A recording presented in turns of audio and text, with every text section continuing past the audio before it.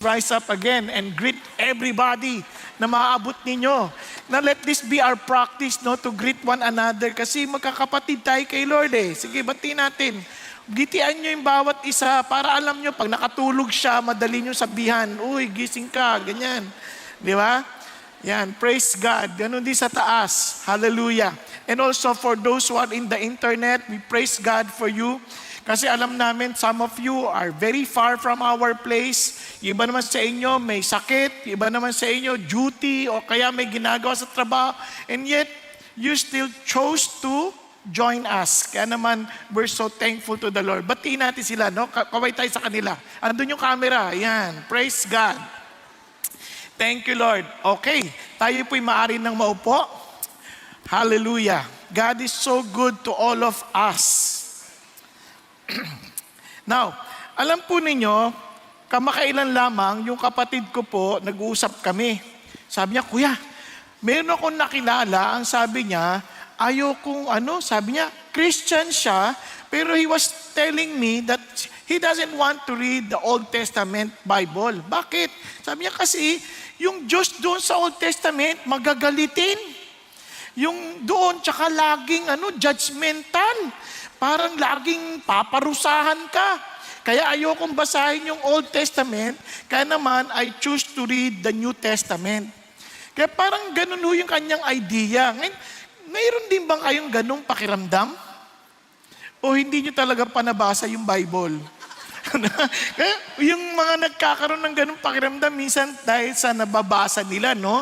Pero for some of us, wala tayo talagang minsan, hindi ko naman kayo hinuhusgahan, kaya lang siguro, bago pa lang kinakilala sa Panginoon, so hindi nyo pa talaga nabasa lahat. Tanungin ko lang, out of curiosity lang ha, huwag kayong mahiya kung hindi nyo pa nabasa, just be honest. Mas masama yung nagtaas kayo, hindi naman pala totoo, no?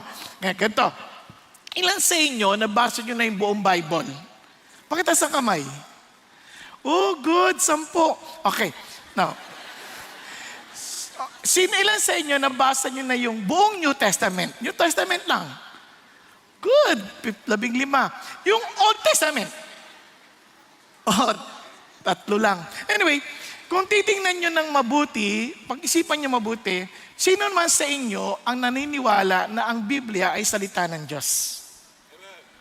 Oh, great! Halos lahat. Ba't di nyo binabasa? Di ba? Parang ang laking disconnect, no? Ang laking disconnect.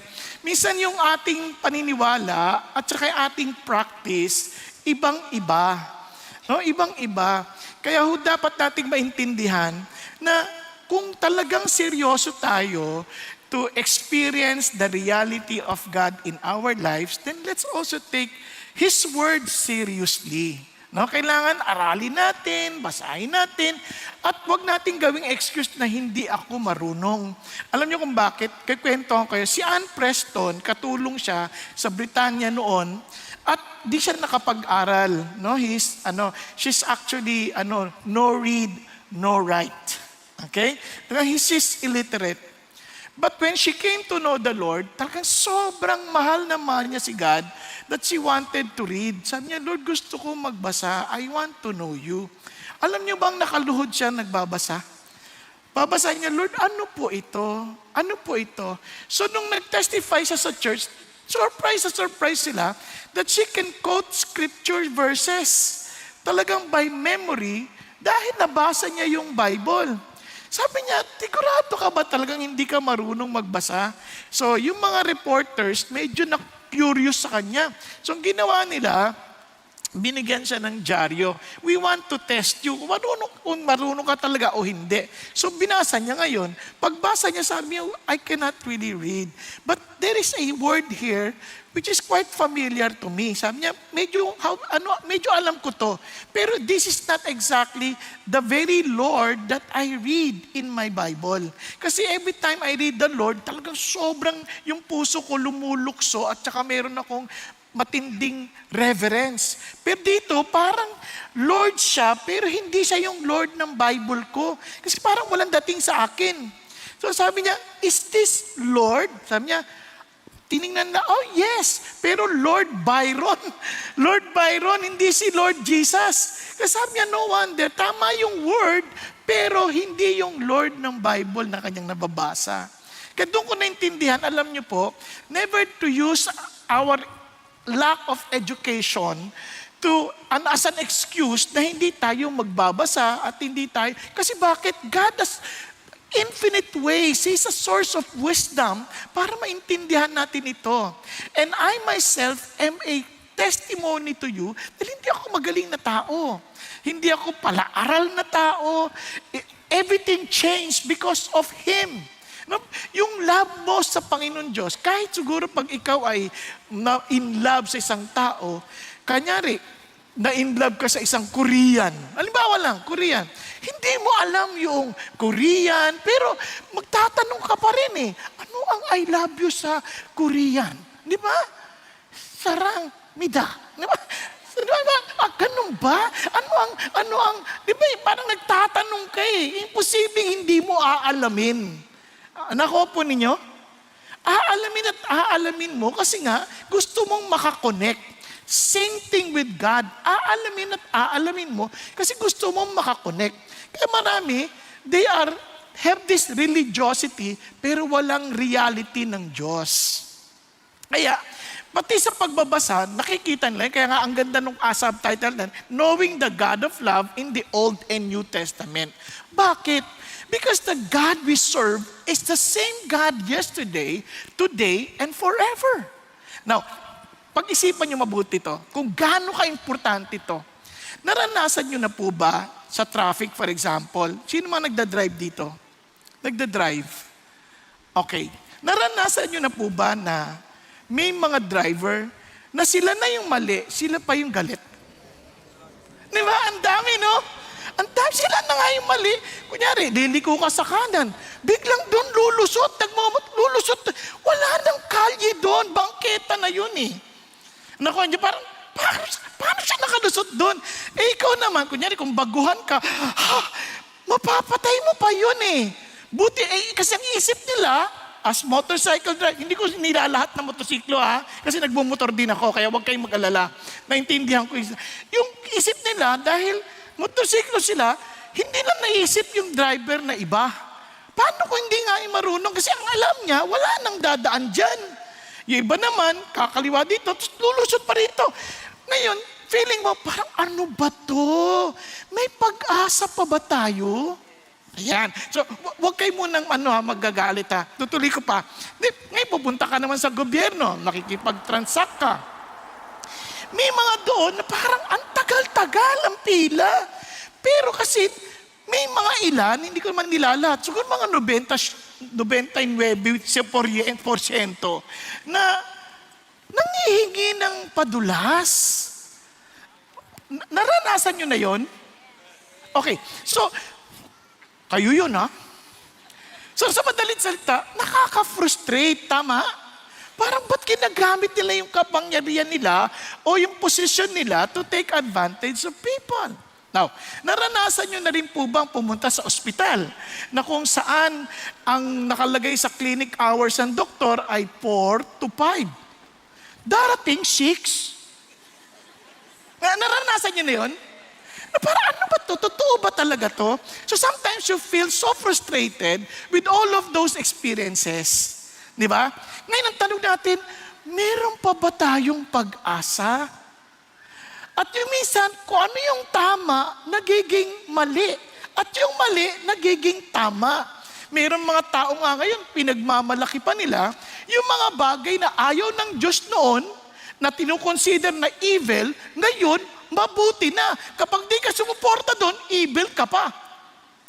Now, alam nyo ang ganda, kasi sabi ng Diyos ganito, yan na ang panahon na meron tayo ngayon. That is basically the era where we are living at.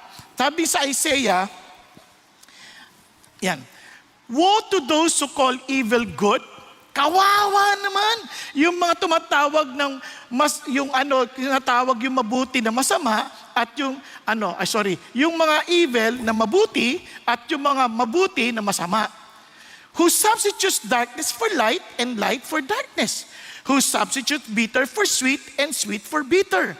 Woe to those who are wise in their own eyes and clever in their own sight. Kasi feeling nila, ang tatalino na nila. Pero sabi ng Diyos, kawawa naman mga yon. Paano naman ako magkakaroon ng pag-asang ganyan? Nakaka-frustrate nga. Kasi God never changes. There are only two constants sa bundok ito. Change. Tama? Lahat nagbabago. At ang Diyos. Because He never changes. Sabi ng Malakay, balikan ko lang yung sinabi ni Paul nung nakaraan at babasahin lang natin ngayon. Sabi rito sa Bible, para makita natin, sabi ng Malakay, sabi gano'n, for the Lord, look at the words, do not change. Therefore, O sons of Jacob, are not consumed. Now, kung gusto niyo makita na ang Diyos hindi nagbabago, tingnan niyo lang ang Israel. Yung katigasan ng ulo ng Israel, mula pa nung panahon ni Moises, hanggang sa ngayon, pag-isipan niyo mabuti, dapat yan, ubus na yan. Kasi sabi ng Lord, ano kayo, talagang magdadaan kayo sa disiplina niya . Ubus na dapat yan. And true enough, more than 2,000 years ago, wala ng Israel. And yet, God promised them that they will be reborn. Mapapanganak silang muli as a nation. And you know, after so many long years or thousands of years, in 1948, Israel was born again. Are you following? Nagbago ang Diyos? Hindi. Hindi siya nagbago sa pangako niya. At itong amazing part, lahat ng mga paligid niyang bansa, galit sa kanya, gusto siyang mawala. Sa liit niyang yun, hindi siya matalo-talo. Okay, man? Now, bakit ko po kinikwento sa inyo? Kasi yung Diyos ng Israel, na nag-iingat sa Israel, bagamat hindi nila kinikilala, yan ang Diyos na ating pinaglilingkuran. Are you following? Now, ano sinasabi nito? Mga kapatid, kung frustrated ka, bakit ganito yung boss ko? Parang kung sino yung sip-sip, siya yung napopromote. Kung nakifeeling mo yung mga classmate ko, kung sino pa yung mga loko-loko, siya pa yung mga umaangat. Huwag kang mag-alala. Ang huling kartada ay nasa Panginoon. Bakit? Because He is the Alpha and the Omega. Siya ang simula at siya rin ang hangganan. Okay ba yan? Kung yung asawa mo, diloloko ka, huwag kang mag-alala. Ang huling halakhak ay nasa Panginoon. Kaya mahalaga, kakampi mo si Lord. Kasi kung si Lord ang kakampi natin, walang makapananaig sa atin. Okay ba yan? Kaya sabihin mo sa katabi mo, si Lord ang huling halakhak. Kaya matulog ka hanggang gusto mo. Di ba? Joke lang. Pero wag kang matulog. Now, bakit importante yan? Now, tingnan niyo po uulitin ko, itong napakaganda sabi ng Lord. Kasi bakit? Yan ang katangian ng Diyos. Kaya sabi ni Moses, Lord, anong pangalan mo? Nasasabihin ko pag tinanong ako. Ano sabi niya? I am who I am. I am sent me to you. Ano ibig sabihin nun? I am forever present. I am in the past, I am today, I'm still am tomorrow. Kumbaga, yung nakita mo ngayon, hindi yan magbabago. Di ba may mga kaibigan tayo, sasabihin natin, alam mo, ang laki ng pinagbago niyan. Mula nang naging matagumpay yan, yumabang. Hindi na namamansin. Nakaranas sa akin ganyan? Mula nang naging accountant yan, iba na ugali. Mula na naging abogado, iba na siya. Mula na naging doktor, para na siyang may tama. Di ba? May mga ganon, di ba? Sabi ng Lord, kahit ano pang sitwasyon, hindi siya nagbabago. Maging karpintero siya, nagkatawang tao, hindi siya nagbago. Maging Diyos siya na naglikha ng langit at lupa, hindi siya nagbago. He is still the same God na nagmahal kay Abraham, siya pa rin ang Diyos na nagmamahal sa iyo. Pakisabi sa katabi mo, mahal ka ni God. Tulog o hindi. Hindi siya nagbabago. Now, so yun po ang ating pong nakita. Now, yun po yung ating series na ginagawa. Ngayon, isa pang nakakatuwa, nung sinabing si Jesus Christ is the same yesterday, today, and forever, tingnan nyo yung context ha. This was in the New Testament, and yet, look at how He was addressed. Ganun. Make sure that your character is free from the love of money. Huwag ka magbukang pera. Being content with what you have, for He Himself has said, I will never desert you, nor will I ever forsake you. Sino nagsasalta dito? This was quoted from Deuteronomy and Joshua, si God. And sabi ganun, so that we confidently say, the Lord is my helper, and I will not be afraid. What will man do to me? Sino nagsasalta rito? Si God sa Psalm 118. Tama? And sino siya? And Jesus Christ is the same yesterday, today, and forever. He never changed. Because Jesus is the image of the invisible God. Are you following? Kaya mapapansin niyo, siya yung matatakbuhan natin.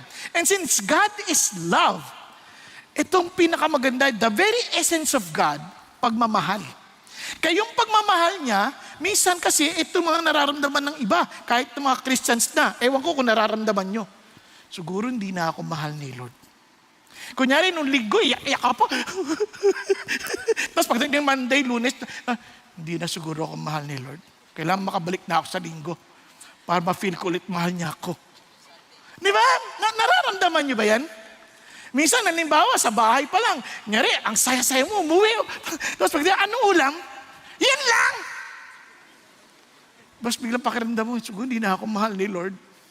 Kasi yan lang ang ulam eh. Di ba? Parang naisip, di na ako mahal ni Lord. Minsan, pag nagkamali ka, siguro di ako mahal ni Lord. Yung iba naman sa inyo, naging taksil sa Lord, parang di na ako mahal ni Lord. Parang hindi niya siguro ako mahal ni Lord. Now, gusto ko sabihin sa inyo, hindi yan totoo.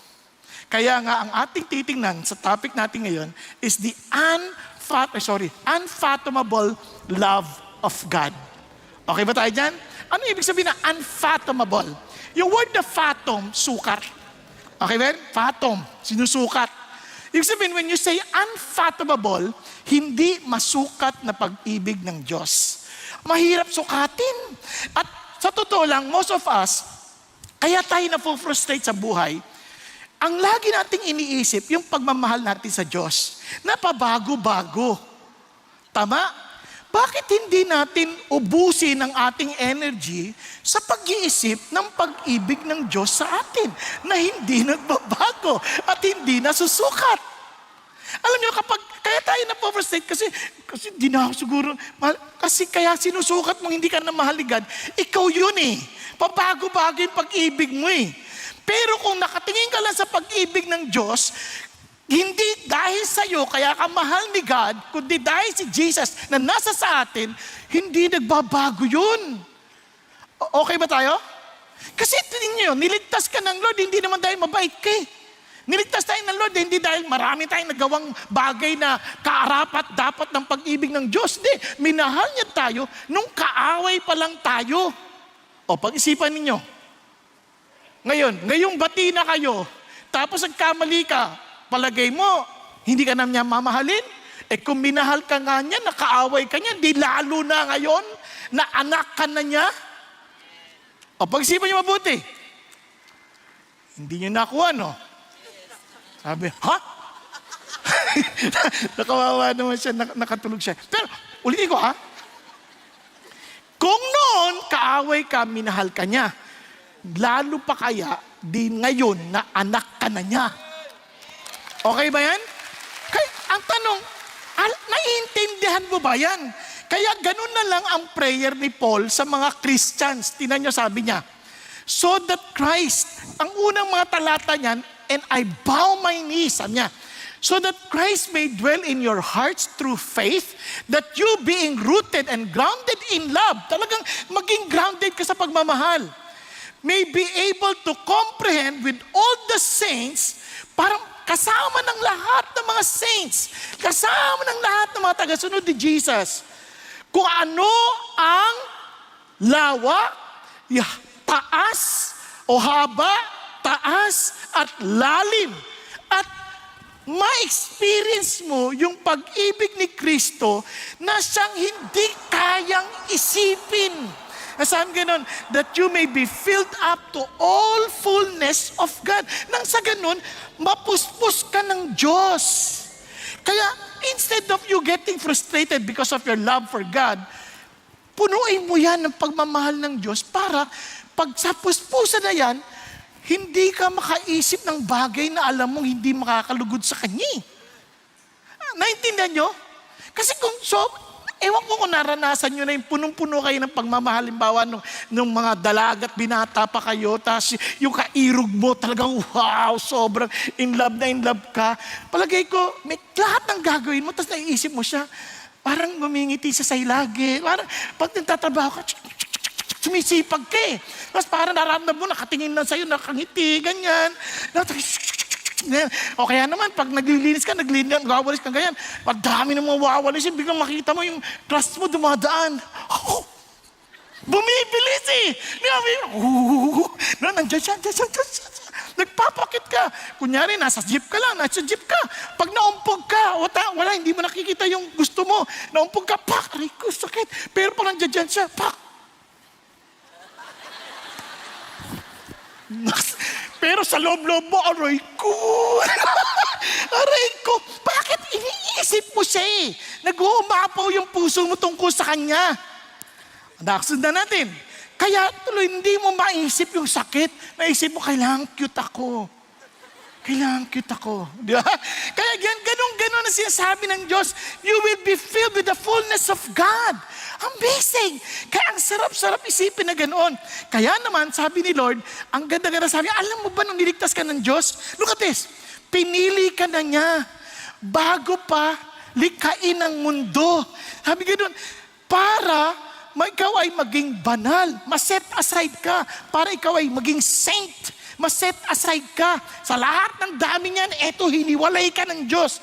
At sabi niya, para ikaw ay manatiling blameless sa harapan niya.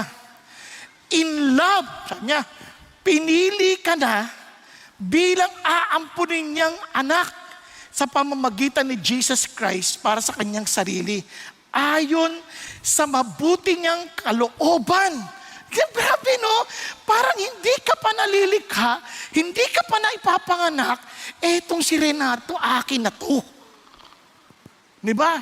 Aampunin ko na yan. Alam mo ba magiging itsura niyan?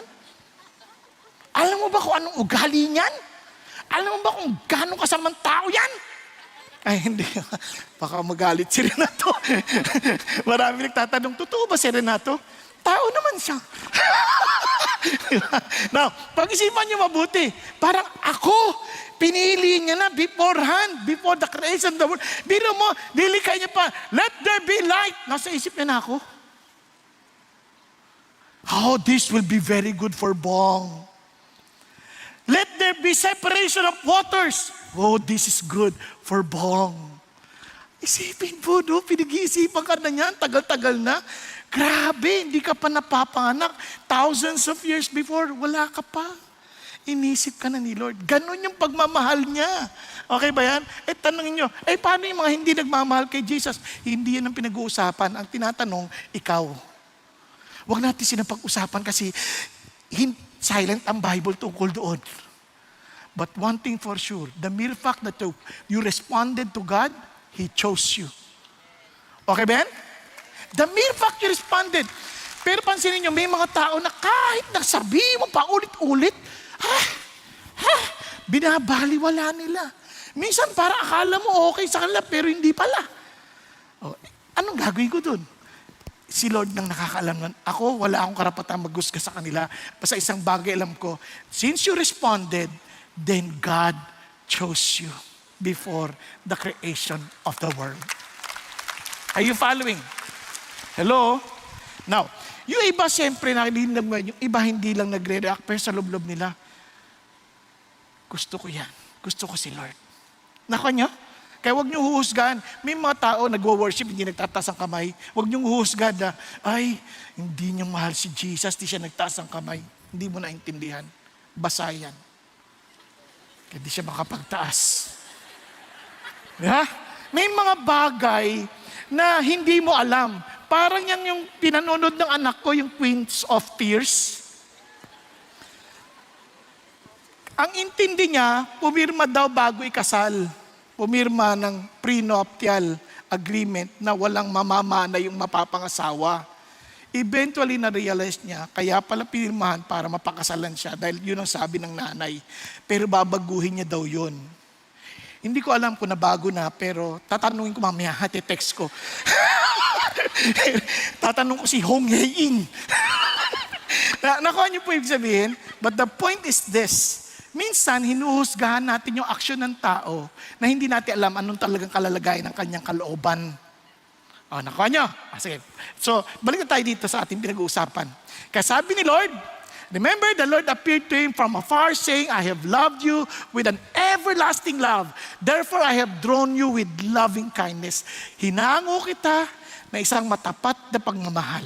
Ganun ang ginawa ng Diyos sa ating lahat. Now, so, para lalo natin maintindihan, mayroong isang propetang ginamit ng Lord, si Hosea. Now, para nyo maintindihan, yung unfathomable love na yan, ayon sa propesya ni Hosea, itong love na to ay undeserved, or undeserving, and persevering, and redemptive. Okay? So, yun yung ating titignan. I-unearth natin yan. Okay ba? Okay sa inyo? So, it will take about 2 hours. Okay lang ba? Sabi nyo, ayun na naman, haba na naman ito. Huwag kayong mag-alala. Late naman sila dumating na sa taas. Kita ko eh. Kaya, bigyan natin sila ng panahon. Okay? So, una, undeserved. Look at this. Yung pong si Hosea, just for your information, he's one of the prophets na pinadala ng Diyos. Marami siyang propeta. Yung hangad ng Diyos, ma-communicate niya yung message niya sa mga tao. Okay? Para siyang magiging conduit. Para maintindihan nyo, naalala ko si King Edward noon, the 8th. Nagsasalita siya. And kailangan yung message niya makarating din sa New York. And yung salita na yung kailangan, yung may transmission through radio.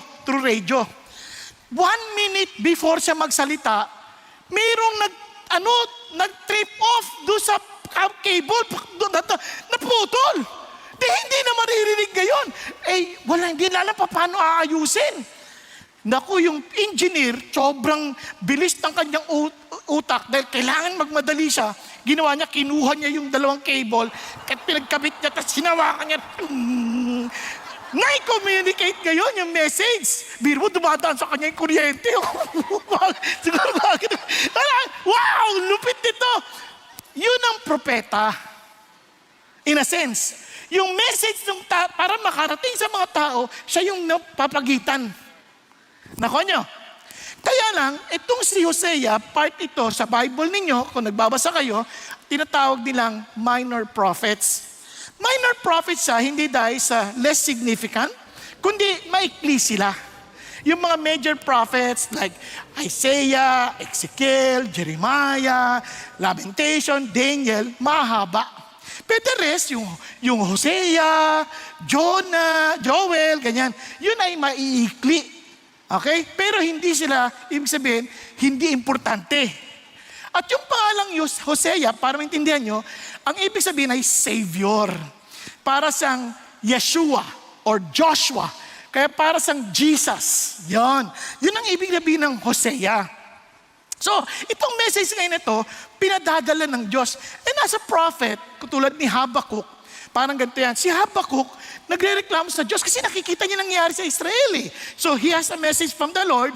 Alam niya what God hates. Alam niya what God wants. Tapos nakikita niya ibang ginagawa ng mga kababayan niya. So natatakot siya. Kasi he knows the word of God and he knows the consequence of disobeying the Lord.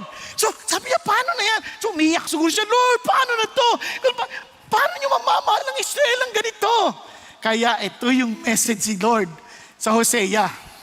The word of the Lord which came to Hosea, the son of Beeri, during the days of Uzziah, Jotham, Ahaz, and Hezekiah, kings of Judah.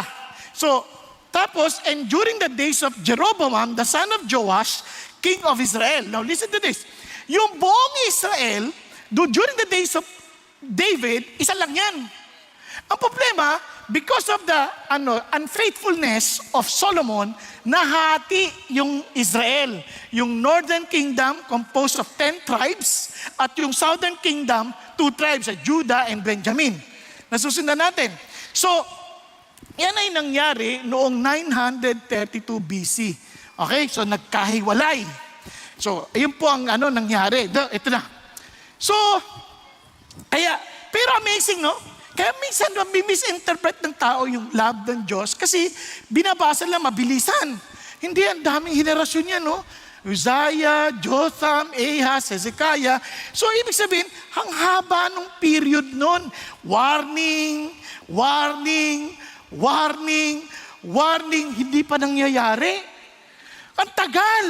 Kumbaga, yung sinasabi niya, katulad nung nakaraan, di ba? Yung mga tao manggagaling sa Egypt, tapos ma-enslave sila. Ilang taon na hinintay? 400 years. Ang tagal nun. Di ba? Maharaming tulog yun. So, ang tagal nun. So, ganun talaga. Kaya minsan, hindi natin nakikita yung ang haba ng pasensya ng Diyos. Okay? Sa New Testament, turo lang mga doktrina. So, hindi natin nakikita yung panahon na involved. Ito ang haba.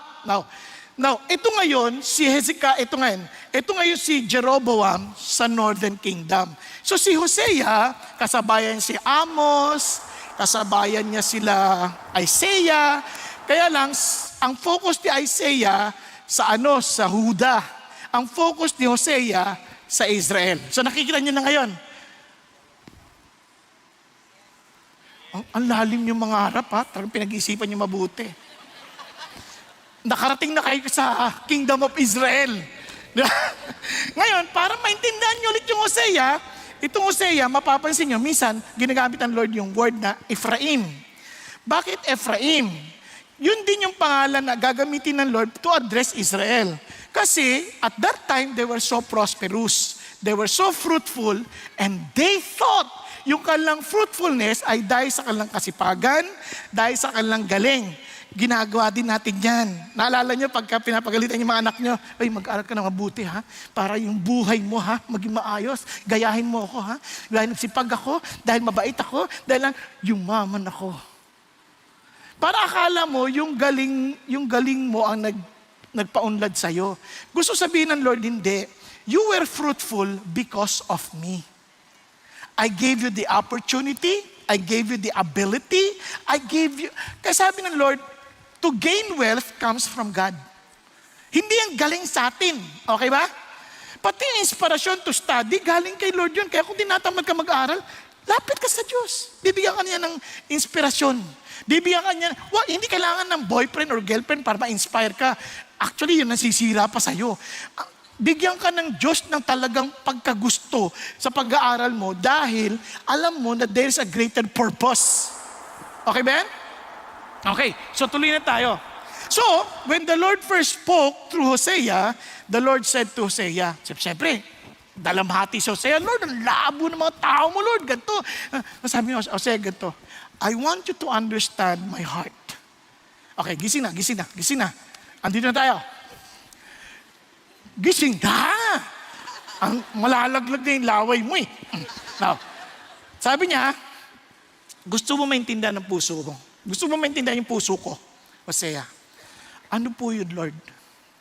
Eto, Hosea. Una, sabi niya, pakinggan mabuti, ha? Pakasalan mo yung babae na yan, anak ng harlotry. Ibig sabihin, pakasalan mo yan at magkakaroon ka ng anak ng harlotry. Ano siya sabi niya? Yan taksil na babae, dahil ang magulang niyan at kinalakihan niyang bayan ay mga taksil na bayan. Pag hindi sila sumasamba sa Diyos, for sure, they will do anything even worse. Nakatandaan nyo, kung ano yung sinasamba natin, yun din tayo. Kung mukha tayong pera, magmumukhang pera din tayo. Okay ba yan? Makikita nyo sa Psalm 105. Kung ano yung sinasamba mo, yun ang magiging tayo. Sabi niya, kung sinasamba mo, Diyos-Diyosan na may matang, hindi nakakita, kaya maraming mga tao bulag, hindi lang makita. Yung mga kamay na hindi nakakaabot, kaya maraming tao, kahit may kamay sila, hindi sila umaabot. Kaya nagiging makasarili sila, gusto nila binubuhat sila lagi. Hindi niyo napansin niya sa atin? Because we are an idolatrous nation, ang gusto natin, tayo yung laging bida, tayo yung binubuhat, tayo yung inaangat, that everybody must serve us. Ang Diyos natin hindi ganon. I did not come to be served, but to serve. Kaya ang mga Christian mapagsilbi. Hello? Pumunta kayo sa mga opisina, tinan nyo yung mga hindi Christian, ang tatamad. Naghahanap ng mga trabahong hindi tatrabahuin. Ang mga Christian walang choice, kaya sila nagre-reklamo, parang ako na lang lahat nagtatrabaho. Huwag kang mag-alala, kung si Lord ang pinagtatrabahuan mo, the Lord will reward you. Okay, man? Nakukuha ninyo? Kaya, ganun ang kaya itong sabi niya, yung ito mapapangasawa mo, tingnan mo ha, kung ikaw ba, alam mong itong babaeng to magiging taksil, papakasalan mo pa? Di ba maraming ganyan nag-asawa, sabi nila, naku, alam ko lang ganyan ang gali mo, so hindi na ako nagpasal sa'yo. Di ba? Pero nung kinakasal yan, I promise to love you. Di ba? I will save you. I will make you happy. Di ba?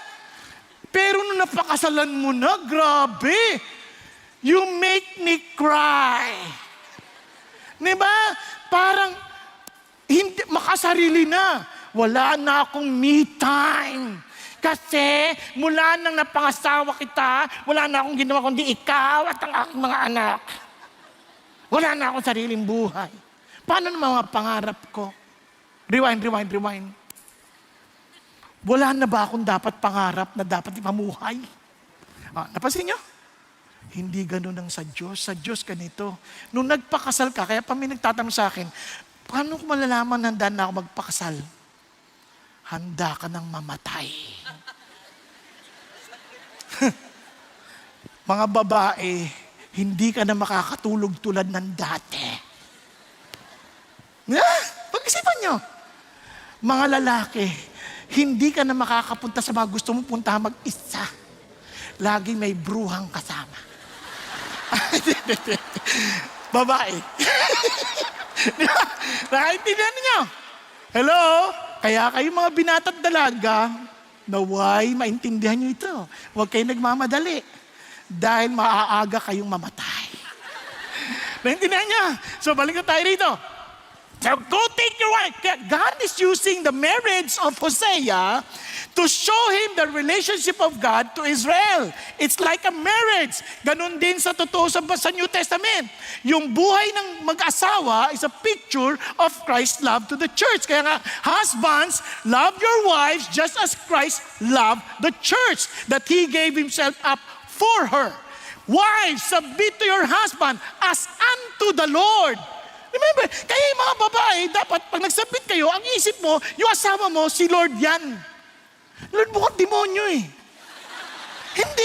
Hindi naman yung demonyo, pinaglilingkuran mo si Lord. Lord, mukhang demonyo asawa ko, pero gagawin ko to dahil kayo to ha, sa'yo ko to ginagawa.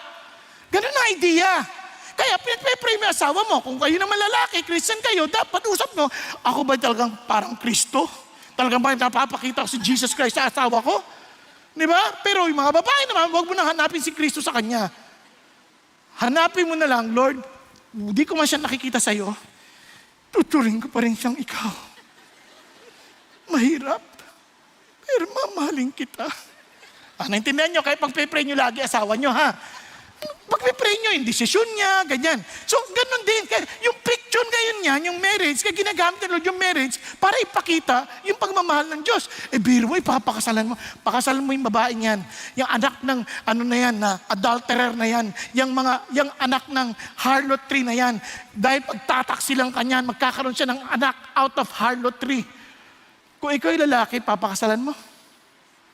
Kunyari, yung crush na crush mo, malaman mo, anak pala siya ng harlotry, at biglang binigyan ka ng vision ng Diyos in advance, yan, magkakanak sa ibang lalaki yan. Papakasalan mo pa? Palagay ko magdadalawang isip ka na, Lord, totoo ba to? Kahit anong ganda niya, magmukhang pangit yan. Tama? Are you following? Pero sabi ng Lord, ganyan-ganyan ang pagmamahal ko sa inyo. Bakit? Alam ko naman pagtataksilan ako ng Israel. Pero, mamahalin ko pa rin siya. I will make a covenant love with Him. with Israel or with her. Now, ganun din sa atin.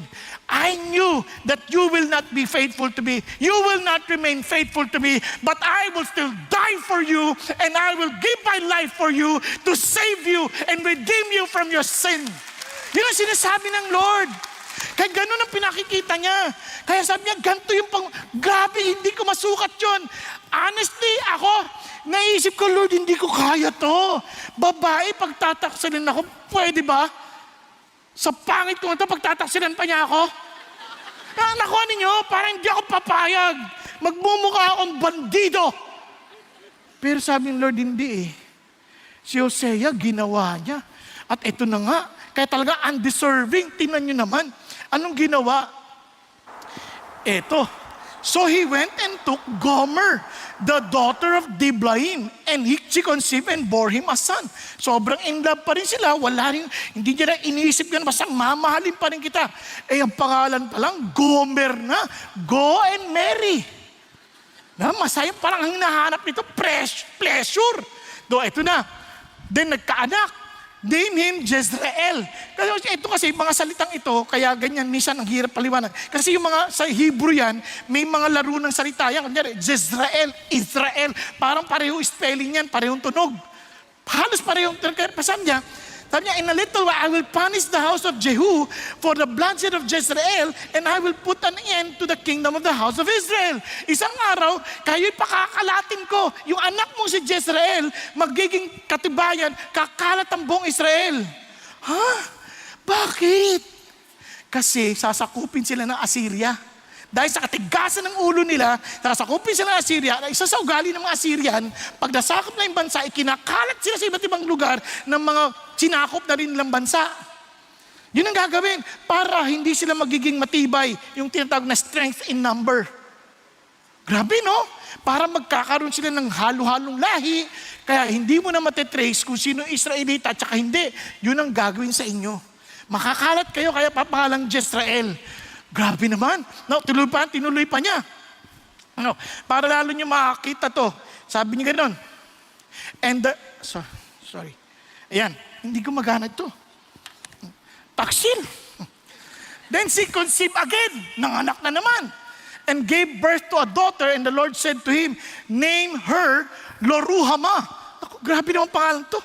I will no longer have compassion on the house of Israel. Sabi niya, yung katigasan ng ulo ng Israel, dahil yung immutability ng Diyos, hindi na siya pwedeng magbago.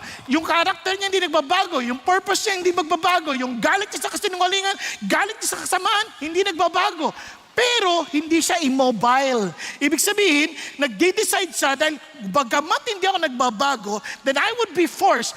Tinitiis ko Israel for the longest time, hindi ko siya dinidisiplina dahil mahal na mahal ko siya, ayaw ko siya masaktan. But this time, I will have no mercy on her kasi kailangan niya ng madisiplina for her to understand how much I love her. Yun ang Loruhama. Kaya word ng law, no. Kaya sabi niya, wow. At sabi niya gano'n, but I will have compassion on the house of Judah. Kaya naman naalala nyo, nung sa Isaiah 37, si Sennacherib, di ba? Sasakupin yung Judah at si Hezekiah, nag-pray sa Panginoon Diyos and they were protected kasi Judah will be protected. And they will have still time, about 134 years pa, based on history. Now, tuloy tayo. Then, when Loruhama, yung medyo nagsuguro, hindi na nagsususo, she conceived and gave birth to a son, lalaki naman, and named him Loami. You are not my people, and I am not your God. Wow.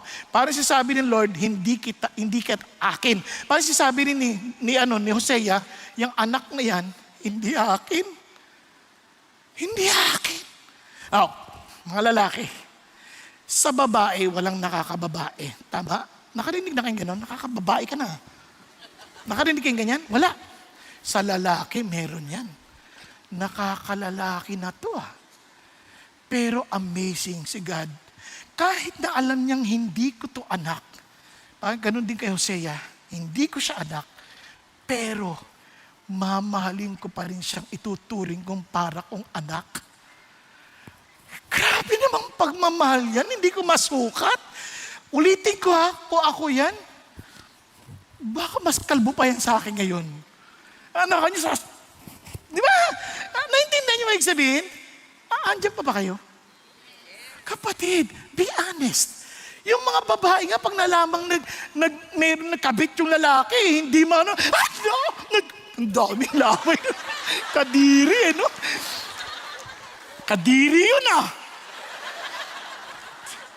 Buti pa siya tulog na tulog. Sarap ng buhay niya. Nay, gisingin mo naman yan. Kawawa naman. Baka malay mo, hindi na humihinga yan. No. Balik tayo. Isipin mo to, Kung yung babae, nalaman may kabit Wala, pabango pa lang yon. Bakit ibang amoy ng panyo mo? Sino to? Yaka. Di ba? Sobrang galit mo na yan. Nakuha niyo yung sabihin? Kung iba nga, hindi pa, ba't ang tagal niya? Pagdating, saan ka galing, ha? Nakakmana ng upak Di ba? Saan ka galing? Ito pa kaya lalaki? Dahil si anak ng iba? Ano ba to? Bakit itim yan? Puti tayo parehas. Pag-isipan mabuti. Parang hindi ko anak yan. And look at this. Look at this. Undeserving love with the number of the sons of Israel. Yun yung word na yet. Yet.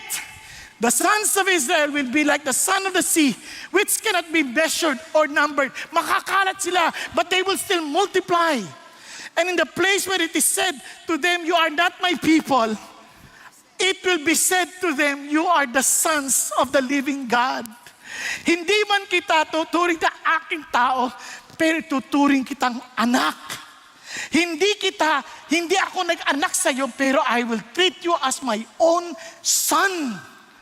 Amazing. Sabi niya ganun. And the sons of Judah and the sons of Israel will be gathered together and they will appoint for themselves one leader and they will go up from the land. For great will be the day of Jezreel. Ano sinasabi ng Lord? One day, my very own son will put both tribes together, both nations together, and all of us will be saved in the one name, the name Jesus. Isa lang, kasi si Hosea yun Yung Hosea, ituturing kitang anak ko. By my son, Yeshua, Hosea, pag-iisahin ko kayo. Because there's only one way for anyone to be saved. Whether you're a Filipino, you're a Chinese, you're American, you're Israelites, only in the name of Jesus shall you and I be saved. Wala na ibang paraan. Yun ang sinasabi ng Panginoon Diyos. Wow! What an undeserving love! Naintindihan niyo po? Grabe! Hindi tayo karapat-dapat kasi sabi ng Lord in video. But God demonstrated His own love toward us in that while we were yet sinners, Christ died for us. Yun ang pagmamahal ng Diyos. Now, ito pa ang amazing. Hindi lang yan, undeserving, persevering pa. Ano ibig sabihin nun? Akala ko sino na Alam mo naman, lagi tayong handa. Joke lang. Now, ano ibig sabihin ng persevering? Ang kulit ng pagmamahal ng Lord. Ang kulit sobra. Tingnan ninyo. Tingnan nyo to. Halimbawa, punta tayo sa Hosea chapter 2. Ay, ipaglaban yung nanay niya, ha? Hindi ko siya na asawa. At hindi na ako ang kanyang asawa. Sabi niya, tinalikuran niya ako dahil sa kanyang pangangalunya. Sabi ganon. Harap-harapan, yung kanyang adultery between her breast. Wala na siyang kahihiyan. Ganun na siya. Ibig sabihin talaga hindi na siya nahihiyan. Noong una, nagtatago-tago pa Ngayon, hindi na siya sabi ganon. Yung nanay nyo, naglaro na talaga. Nagpakawara na. She conceived them as acted shamefully. Nakakaya.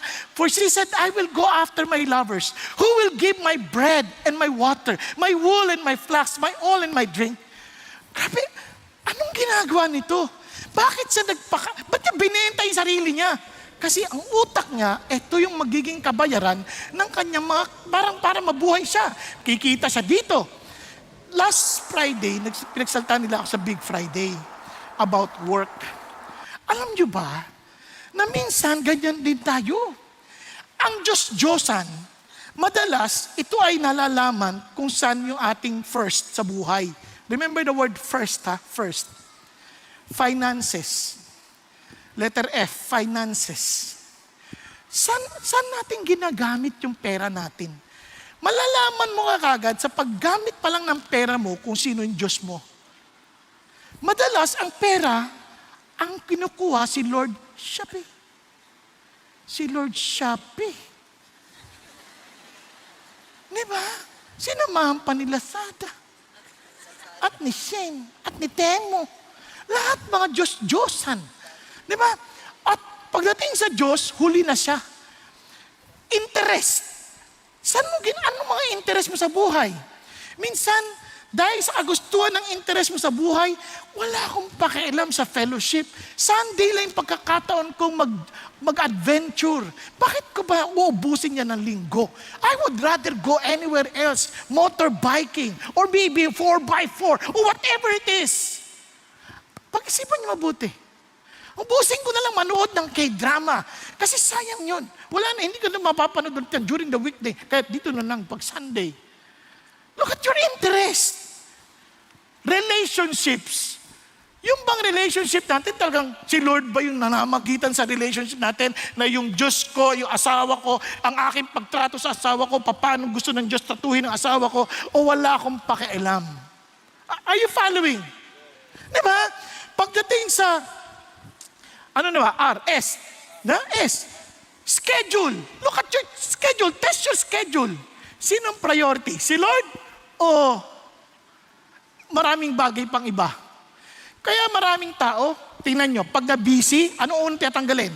D-group. Sunday service. Quiet time. Busy ako hindi ako nakapag-quiet time. Pagod ako, dahil ko ginagawa. Look at your schedule. Bakit si Lord ang unang tinatanggal? Pag sobra kang in love, kahit busy-busy ka, ihahatid mo si girlfriend, susunduin mo si girlfriend, tatabagan mo si girlfriend, ite-text mo si girlfriend. Ano ending? Hiwalay kayo ni girlfriend. Diba? Pag-isipan niyo mabuti, iiwan ka din naman yan eh. Pero si Lord, hindi nang iiwan. O trouble. Pag may trouble tayo, i-test natin kung sino ang Diyos natin. Sino ang tinatawagan natin? Pag natatakot tayo at may demonyo, sa halip niya si Lord ang tawagin, ang tinawag, Ghostbuster. Ano ka ba? Si Lord ang takbuhan mo. Nakukuha ninyo? Sino ang tinatawagan natin? Minsan pag nandun tayo sa exam, pag tatawagan natin, Lord din katabi. Uy, sagot. Bigyan mo lang sagot.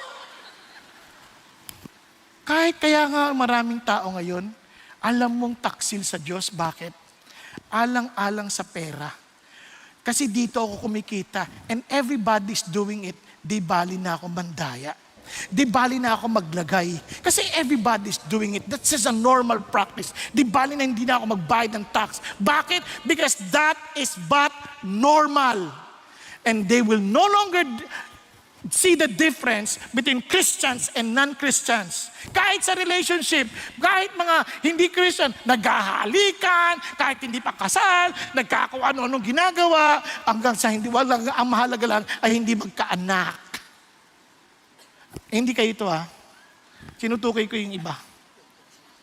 Mga hindi taga CCF yun ng 3 o'clock. Mga taga 6 o'clock. Naintindihan yung sabihin? Wala silang pakialam. Tapos pagdating ng kasal, saka nagkakahiyaan, kiss the bride. Gusto kong batukan. Pagka hindi kayo dito, nagkikiss kayo Tapos, di ba parang, come on. Let's be honest to ourselves. Minsan hindi natin makita yung problema natin kasi hindi tayo totoo sa ating mga sarili. Let's be honest to ourselves. Yun ang sakit nating lahat. Kaya nga, doon pa lang alam natin, kasi akala natin, this is my source of income. Sometimes, work is our security. Sometimes, wife is our security. Husband is our security. Sometimes, the company is our security. Hindi. God must be our security. Kasi sabi ng Lord, akala mo yung trabaho mo nagpapakain sa'yo? Ano sabi ng Lord kay Jose? You adulterer. Anong nangyari dyan? Therefore, behold, I will hedge up her way with thorns. I will build a wall against her so that she cannot find her path. She will pursue her lovers, but she will not overtake them. Ako na mismo mag-iingat sa kanya. She will seek them, but will not find them. Then she will say, I will go back to my first husband, for it was better for me than now. Ano sinasabi niya? Kaya naman minsan, you will end up in frustration. Lahat tinabol ko na to. Lahat ng oras ko binigay ko na dito. Wala rin nangyari sa akin. Frustrated pa rin ako. Bakit? God is protecting us. God is telling us, hindi yan ang source of security mo kasi nawawala yan. Yung company mo, magsasara yan. Itong mga bahay na to, mawawala. But I am the one protecting you. Bakit? Tingnan niyo sabi niya, for she does not know that it was I who gave her the grain, the new wine and the oil, and lavished on her silver and gold which they used for Baal. Diba? Yung mga ginagamit nila sa mga bagay ng mundo, hindi nila alam, ako nagbigay sa kanila ng lakas. Ako nagbigay sa kanila ng abilidad kumita. Ako nagbe-bless sa kanila. Ako nagpapakain sa kanya. Nakalimutan nila yun. Saan galing ang talino natin? God is the source of wisdom. Hindi tayo. Hindi dahil ang talino kasi pamilya talaga namin.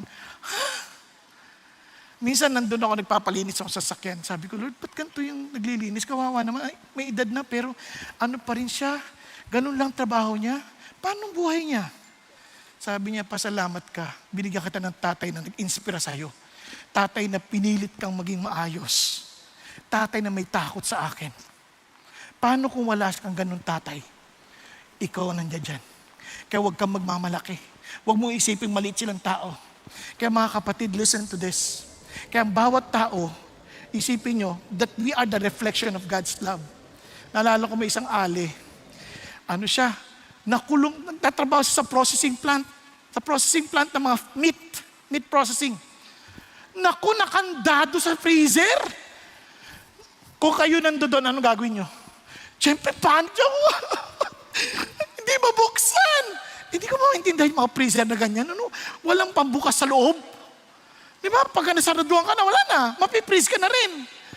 Naku, after an hour, may nagbukas sa labas. May nagbukas sa labas. Sabi niya, bakit? Ay, salamat sa Diyos. Buti bumalik ka. Si Manong Guard. Manong Guard. Thank you, Manong Guard. Pabalik ka. Sabi ni Manong Guard, alam mo, kasi ikaw lang yung laging bumabati sa akin. Sa dami ng 1,000 employee dito, ikaw lang yung bumabati sa akin sa umaga. Ikaw lang din yung bumabati bago umalis. Tinuturing mo akong tao. Binukuring mo ako talaga isang mahalagang tao. Kaya naman, nung pumasok ka, binati mo ako. Pero nag-uwian na lahat, walang ni isang bumati sa akin. Kaya tanong ko, ano nangyari sa kanya? Hindi siya bumati. Kaya bumalik ako, isip ko, may nangyari sa'yo sa loob. Kasabi niya, totoo nga, nasa loob ka ng freezer. Naintindihan niyo po? Kaya minsan tayo mga Christians, hindi pala bati, mapi-freezer ka. Minsan totoo lang. Minsan tayo pa yung mga suplado eh. Ito nga talagang ang labo na nito, taksil na to, pero minahal pa rin ng Lord. Kaya sabi ng Lord, kaya nabibigo sila, kasabi ng Lord, therefore, behold, I will allure her. Bring her to the wilderness. Speak kindly to her. Dadating ka sa katayuan. At pagdating sa katayuan, doon ka biglang maaring tumawag sa Diyos, Lord. Puro kabiguan na lang. Lagi na lang bang ganito? Wala na lang. Wala na. Tapos kakausapin ka ng Diyos, anak, baka naman, gusto mo naman lumapit sa akin. Tulungan kita. Andito lang ako. Then I will give her vineyards from there and the valley of Achor as a door of hope. And she will sing there in the days and of her youth as in the day when she came up from the land of Egypt. Naalala mo when you just first came out of Egypt? Kanta ka ng kanta. Diba? The horse and rider fell into the sea. We saw with our own eyes how the Lord delivered us. Di ba ganun naman pagka mayroon tayong problema tapos diniliver tayo ng Diyos, sobrang thankful tayo at kakanta tayo sa Panginoon, Diyos, Lord, you're so faithful. You are so faithful. You're so holy. After a while, wala na yung awitin. Nasaan na? Wala na. Kaya minsan, ibabalik ka ulit sa ganun. Hindi sa gusto ng Diyos. Remember this, don't focus on what God doesn't want. Minsan kasi, ayaw ni God to, ayaw ni God to. Hindi. Focus on what God wants. He wants you to have a better life. He wants you to have a meaningful life. He wants you to have an abundant life. Yun ang heart ng Diyos. Kaya the reason why God wants you to be faithful to Him, because God wants to bless you and bless us. Naintindihan niyo po? Ulitin ko. Kaya doon ako nagpo-focus, Lord, hindi ito pahirap sa akin.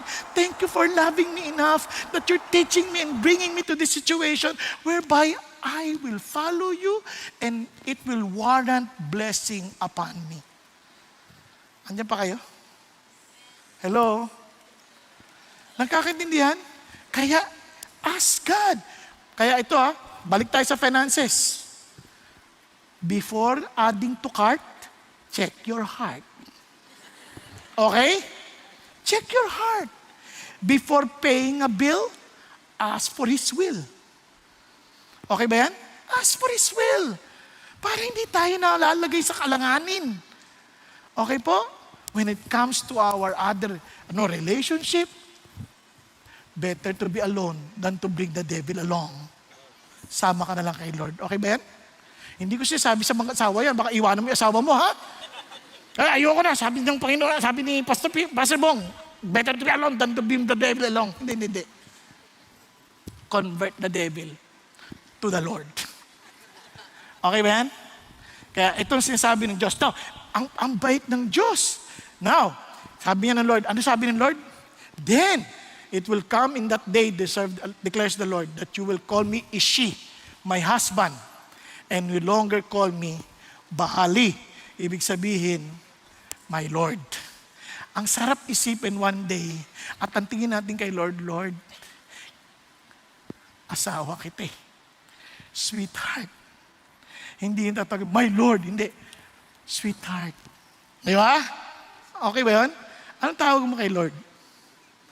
Di ba, ang sarap tawag, sweetheart. Hindi yung heart, tart. Anong tart? Tawagin mo si Lord, my love. Kung baga siya sabi mo sa asawa mo, honey baby, Lord, you are my real sweetest honey in the world. Hindi lang my Lord, hindi takot ako sa iyo, but every time you come, my heart is so excited because you're so loving. Are you following? The unfathomable love of God.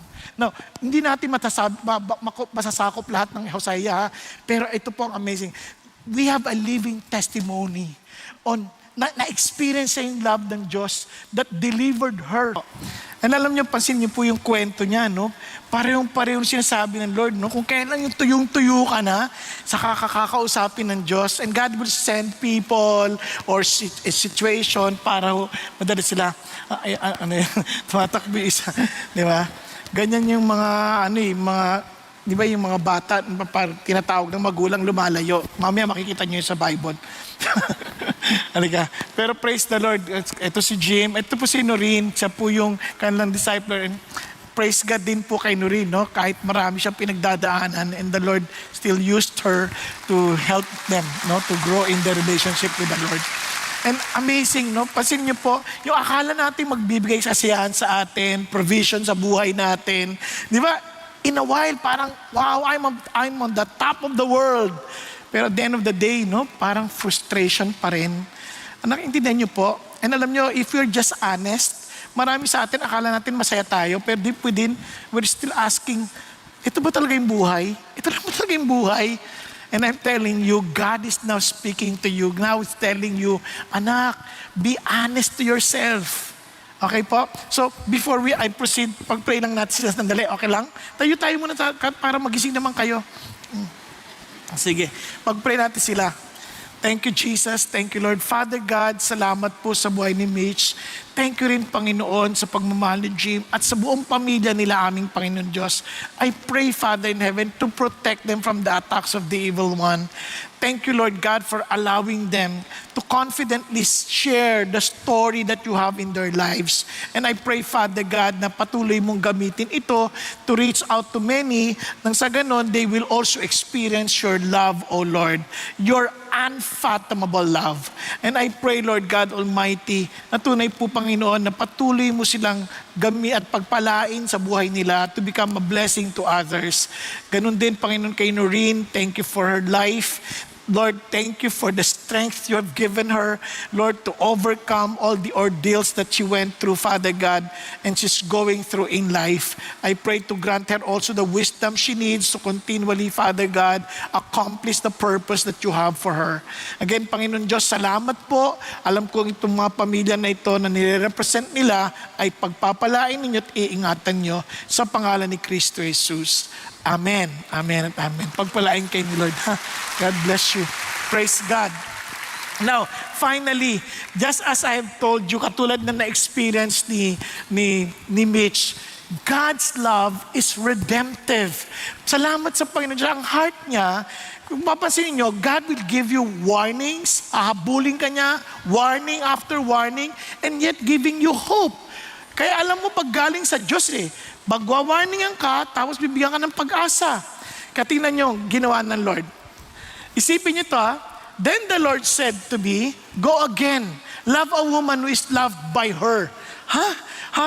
By her husband, yet an adulteress. Even as the Lord loves the son of Israel, though they turn to other gods, I love raisin cakes. Yung raisin cakes, yun yung ino-offer nila sa mga Diyos-Diyosan. Now, tingnan nyo ito Eto ngayon, itong si Gomer, sumama sa ibang lalaki, kung sino-sino sinasamahan niya, hoping na ito yung kanyang magiging source of livelihood or life. Di ba? And kasi people are looking for life. Yeah? Maaring ang mga doktor, maaring bigyan ka ng mahabang years, pero si God nagbibigay ng life sa iyong years. Okay ba yan? Nasusunod nyo? So ito naman. So ito ngayon, itong si Gomer, nasa luck. Grabe naman si Lord. Alam, sabi niya kay Hosea, just para yung pinapakita niya yung si God towards Israel. Sabi niya, kunin mo ulit. Kasi binebenta na siya sa slave traders. Binebenta niya sa marketplace. No, binebenta na siya. Siguro binibid na. 14 shekels.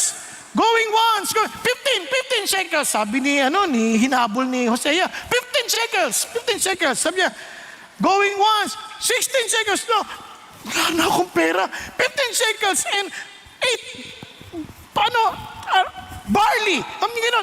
Talagang tumatawad siya. So to make the long story short, nanalo siya sa bidding. Nanalo sa bidding. Ang total ng halaga ng kanyang pagbayad, parang 30 shekels. Now, narinig niyo kung ano yung 30 shekels? Yun ang halaga ng pagbili ng isang slave.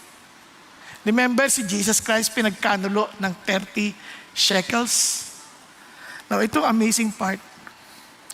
Nung inuwi niya na,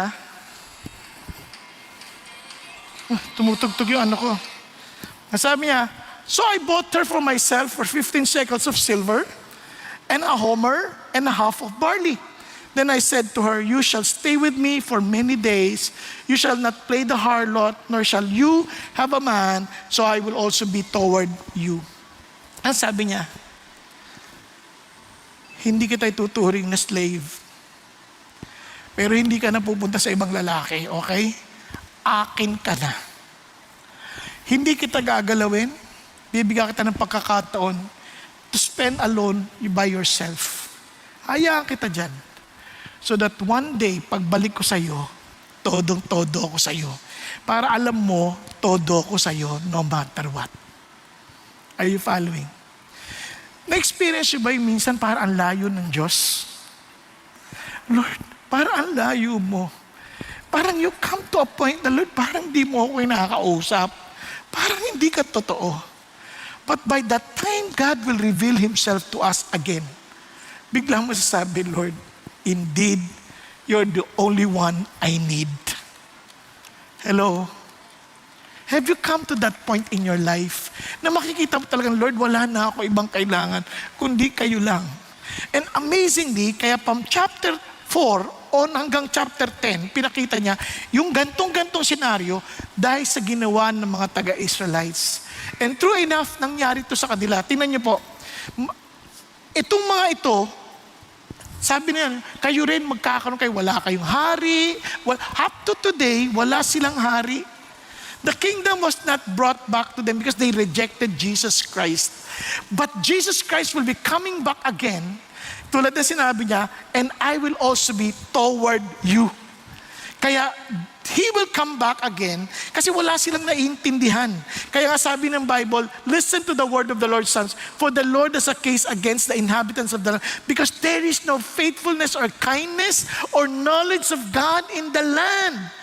Wala silang nalalaman. Wala silang naintindihan. Kaya ano mangyari sa kanila? That people perish because they don't know God.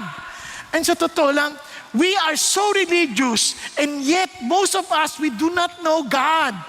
Alam lang natin about God but never experience God. Kasi hindi natin siya talaga inaalaw. For example, nagko-compromise lang tayo instead of allowing God to move. Kasi kung hindi ako nag-compromise, ito mangyari sa akin. You need to be practical. No, the reason why you don't see God at work because you're trying to be practical. Why don't you try to be spiritual? Hello? Andiyan pa kayo? Ano yung bait ng Diyos? Kahit sa buhay ko, sa financial needs namin sa buhay, hindi ko minamanipulate, nagpaparinig sa tao, kailangan ko to, ganyan. Hindi ko kailangan gawin yun. Bakit? Because God knows. And hindi pa siya nag-fail ni minsan sa buhay ko. Kaya mapapansin nyo, hindi ako nagkikwento sa'yo pag may kailangan. Kinikwento ko sa'yo pag tapos na. Bakit? Para wala ka nang magagawa. Tapos na. At walang magmamalaki na ikaw ang ginamit ng Diyos dahil si Lord ang gumamit lang sa atin. Are you following? Nagkakantindihan. Kaya wala kang utang na loob kahit kanino. Bakit? Si God lang yun. Kahit sa bagay ng pag-aaral, si Lord lang din yun. Wala tayong ipagmamalaki.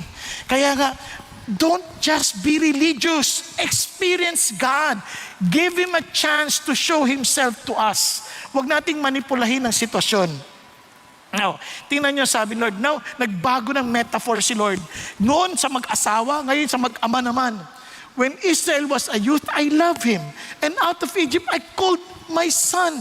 Tawag ko sa kanya, my son. And sabi niya, and the more they called them, the more they went from them. They kept sacrificing to Baals and burning incense to idols. Habang sinasabi ko, dito na kayo, lalo naman lumalayo.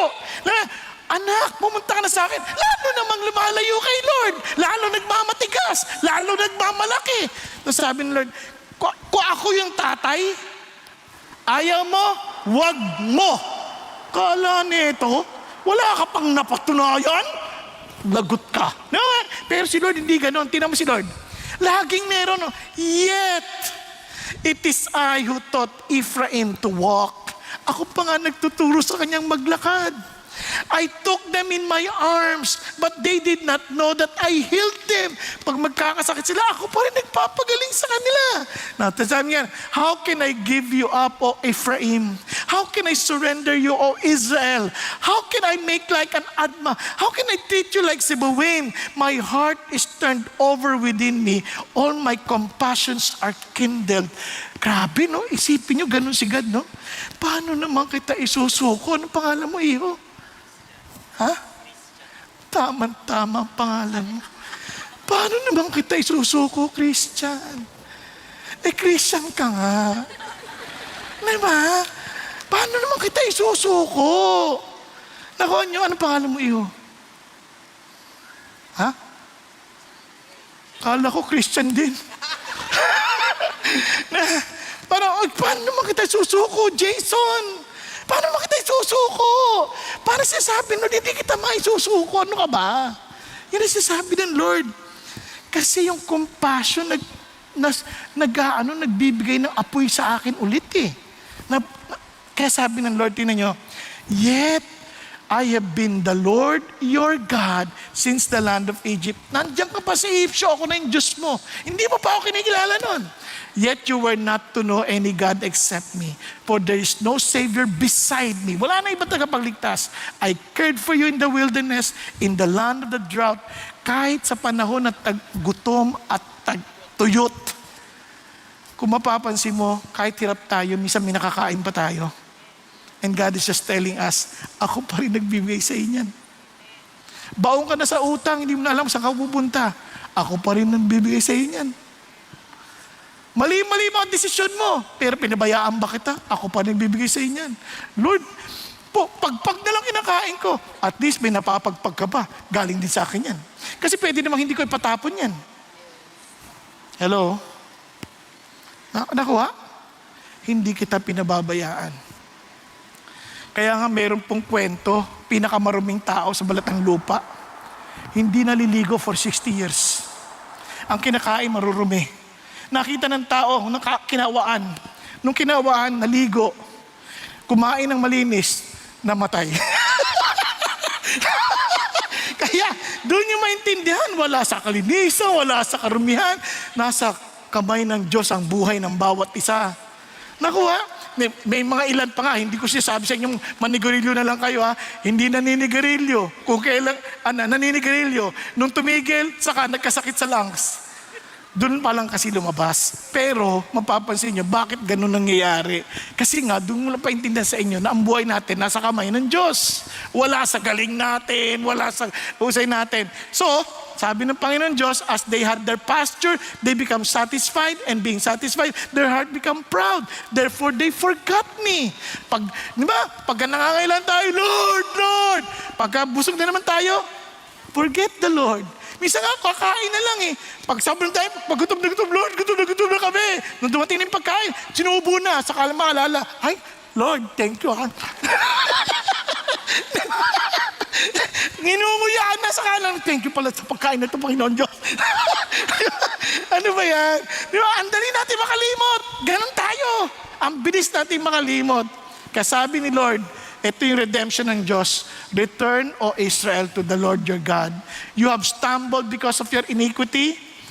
Take words with you and return to the Lord. Say to Him, take away all iniquity and receive us graciously. Ano sasabi niya?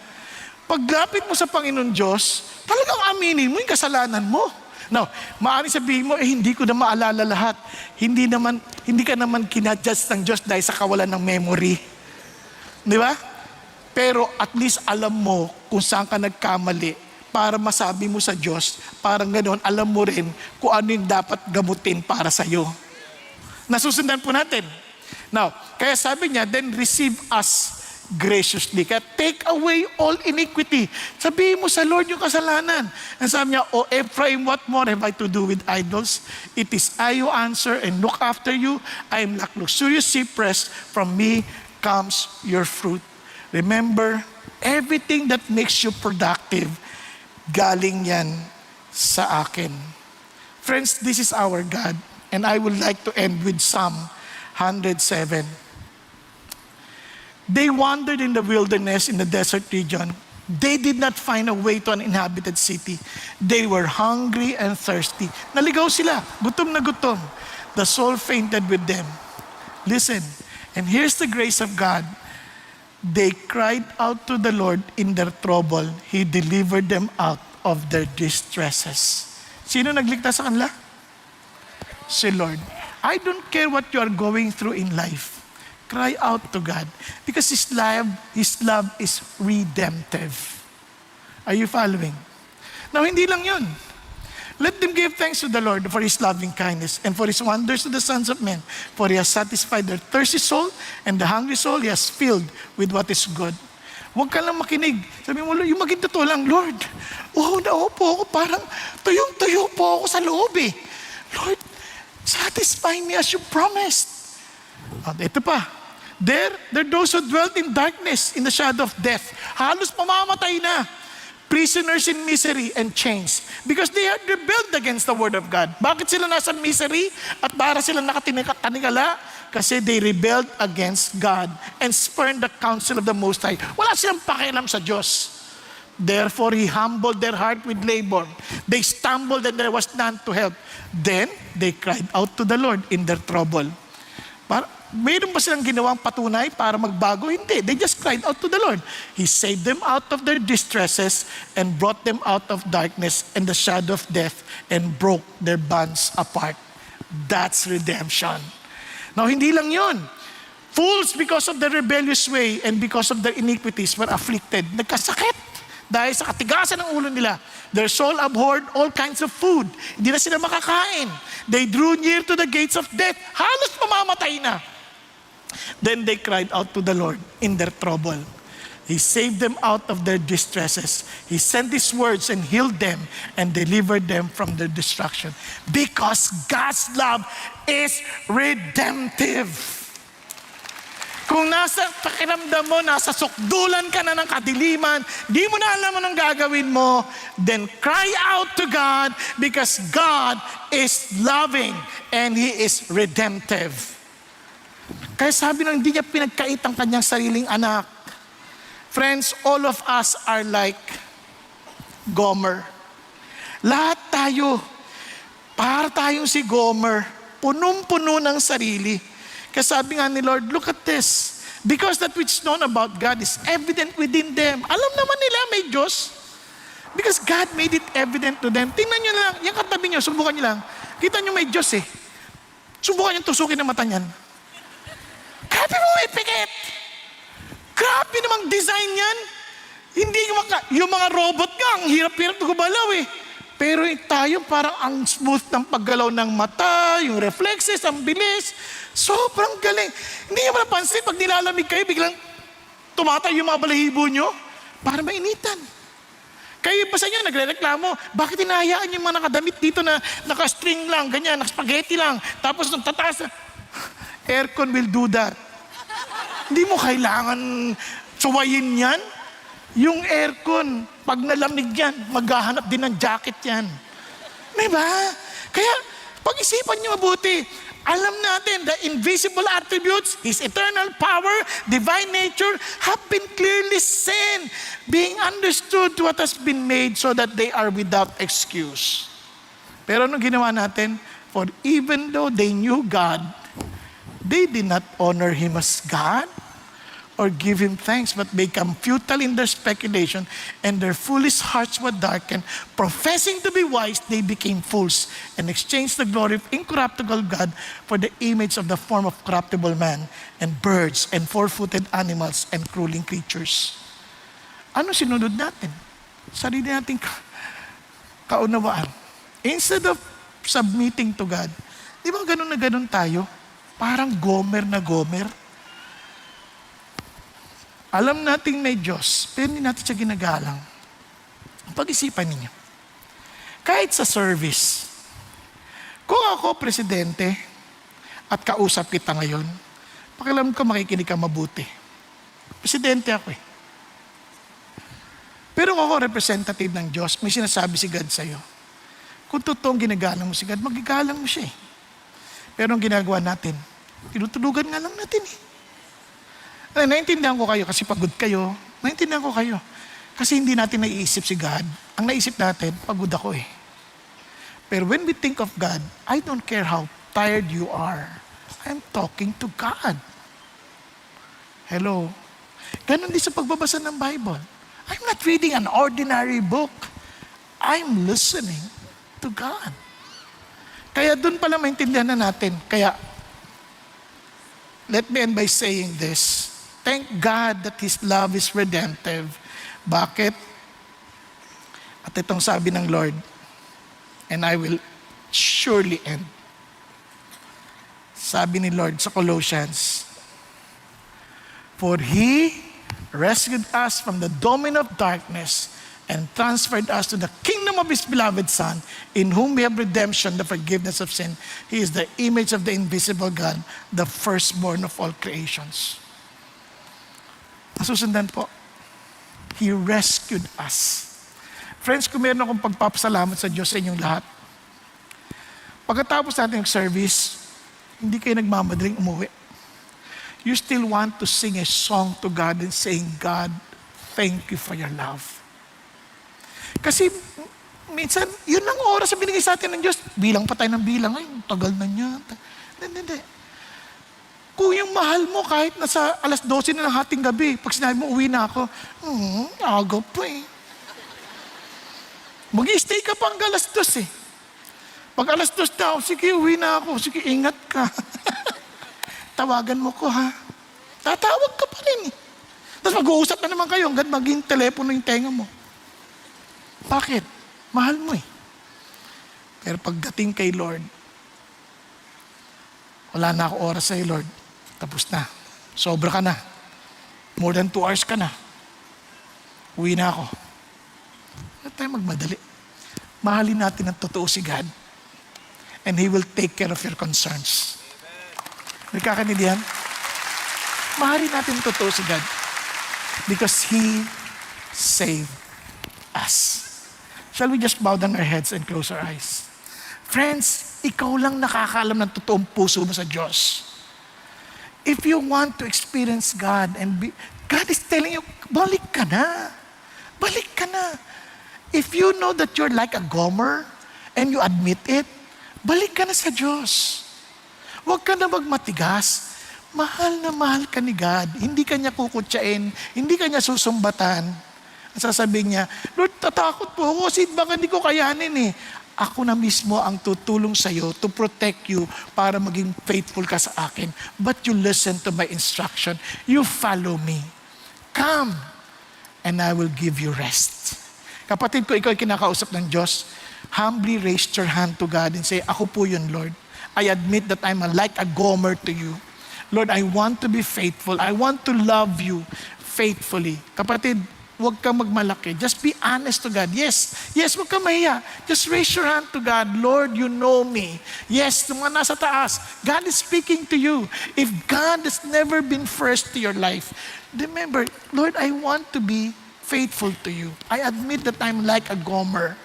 Thank you, Jesus. Thank you, Lord. Sa mga nagtaas ng kamay, sabi mo, Lord, bumabalik ako sa iyo. Lord, hindi kita ginalang the way I should. Panginoon, nabuhay ako, Panginoon, nang wala akong tunay na pagtagi sa iyong salita. Patawarin ninyo ako. And salamat, Panginoon Diyos, dahil dinala mo ako dito para marinig ko to, upang kausapin mo ako puso sa puso. Nang sa gayon, Panginoon Diyos, makapanumbalik ako sa iyo at maranasan kita bilang aking asawa. Na masasabi kong hindi na lang kayo, Panginoon, kundi kayo po ang aking mahal, ang aking sweetheart. Panginoon,